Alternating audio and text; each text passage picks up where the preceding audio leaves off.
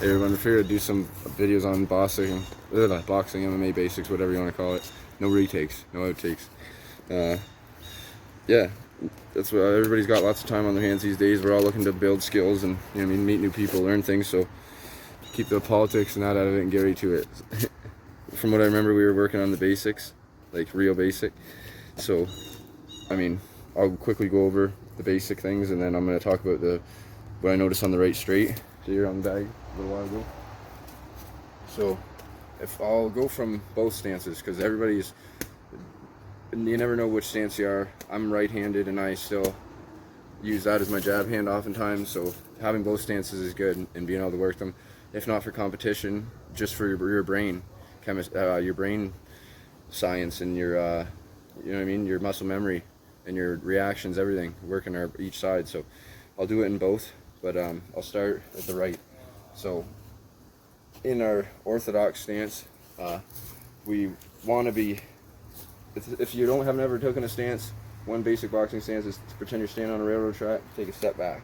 So, and if you do that naturally, that is one good way to tell what your natural stance is, because your balance is more important than anything. So yeah, with that in mind, so we want to have your elbows in, that's so you can protect your body and come back quickly with a straight punch or whatever it is. The more you get out here and your pinkies are out, the more you're susceptible to body punches. You're susceptible to counters because they can see everything that comes. Like, look at it. When I jab, look at the second, as soon as I move, the elbow's out. And as soon as that elbow comes out, I'm here. As soon as the elbow comes out. So it's just like, when you're here, pop that, snap that straight. Now, you don't want it to feel, it's going to feel awkward at first. But that's the thing, is work your defense. You have all these different options for defense. You want to keep your balance on down here. You know what I mean? When you're punching, blocking, pivoting, whatever, we want to move our weight from our toes up to the top, from the right out to the end of the punch, and follow through. So, you know what I mean? This feels awkward even for me right now. But guess what? Once you get in there and you start coming out like that, I'm telling you, it's way better. That's from local coach John Fraser. So that's basics, man. Basics win championships. So we got those. When you punch, you want your shoulder to come out straight, protect your chin.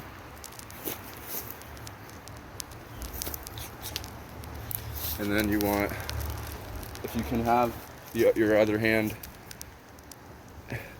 up. Now obviously sometimes you might be coming with a combo, and that's a much sharper hook there.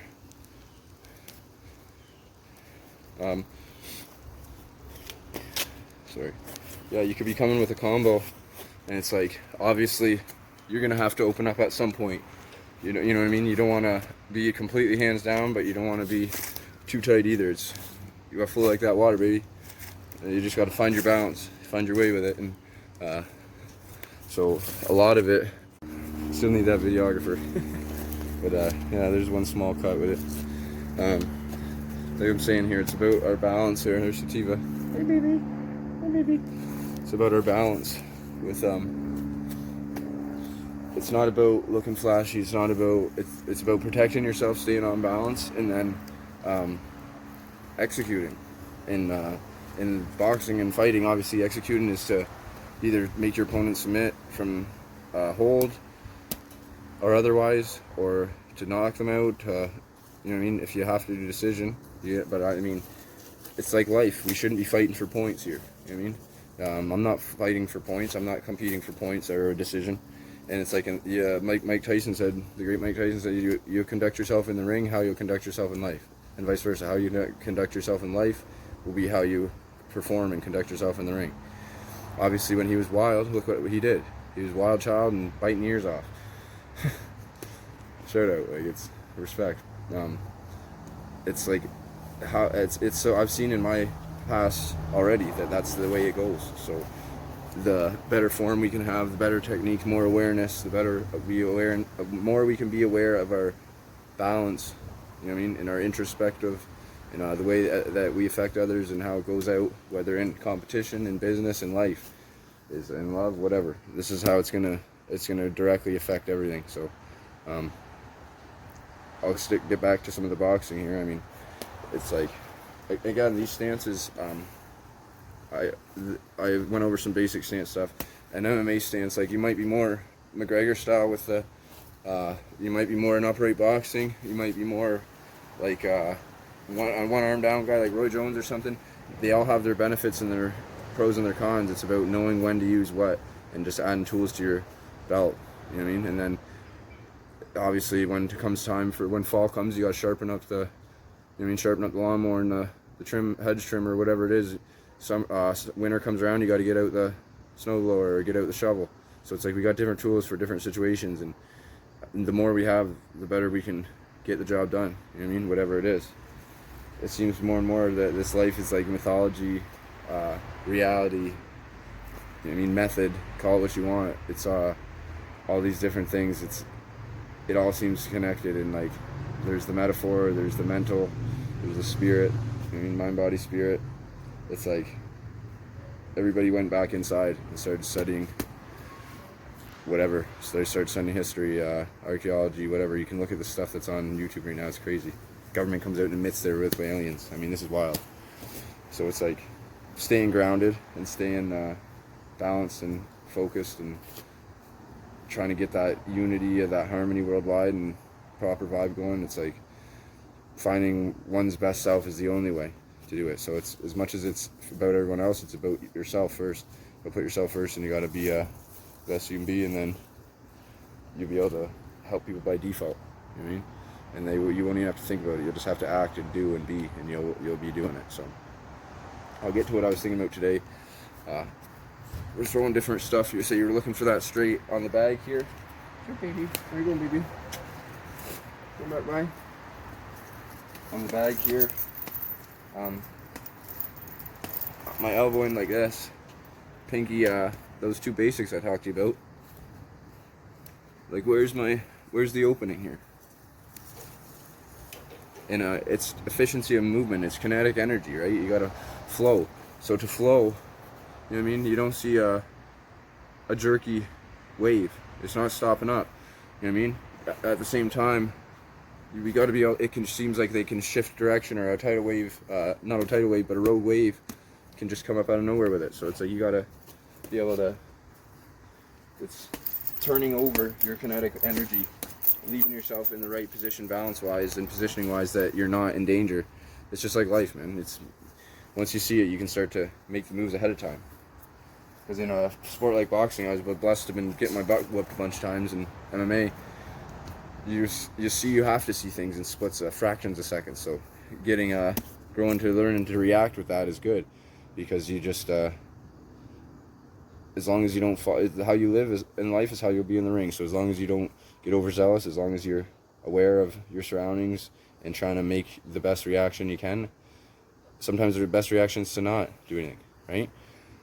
So just keep your perspective with it, and when you're throwing the right straight, keep your elbow in and have it turn over. They have more philosophy than boxing would do. So we're here. See that? The elbow got out. I bet you guys can see it. That's right. That's wrong. You get trying to throw too hard at stuff. See that? The elbow coming out? Now.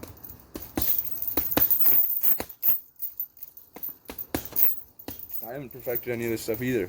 It's an always ongoing battle. So I mean, that's why I get to do this stuff with you guys. You get to critique me, tell me if you see something. I get to tell you if I see something, right?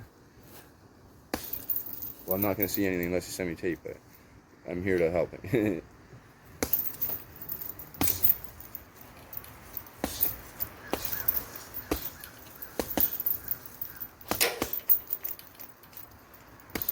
So now tell me how the left's going here. I'll just do it without thinking too much. I'm focusing on that.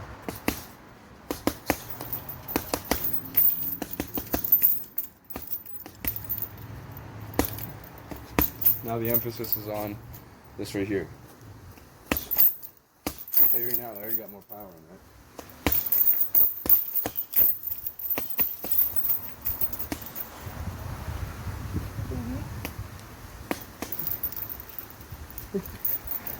You got me where my footwork is.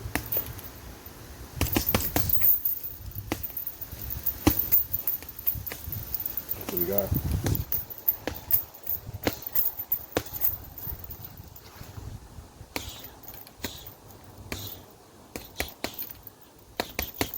It'll help you with your range finding too, because if you're out here, you're going to feel awkward if you pull out. You're here. You start overextending and reaching, it's going to feel awkward. You don't want your head over your front foot ever. And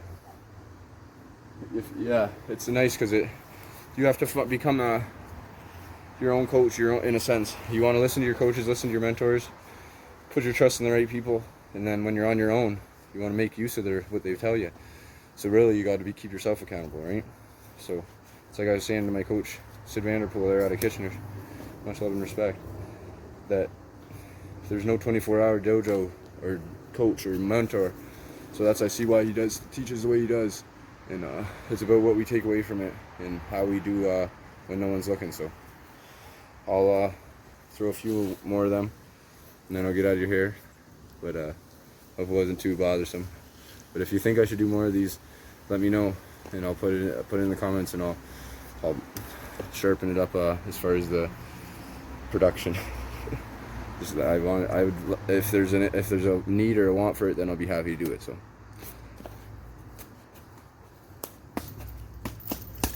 we'll go over some kicks next time.